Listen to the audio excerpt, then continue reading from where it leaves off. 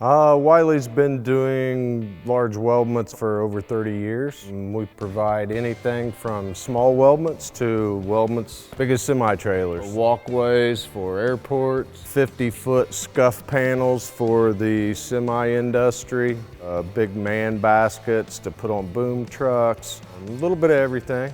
So that 30 years of experience, the expertise that we bring to the ball game, we've got great quality systems in place, inventory systems, and also it's just a matter of the guys understanding how big weldments move, the heat and how they pull and how they move around when they're actually in the fixture. So, but I've always been proud of Wiley's customer service and how they handle things.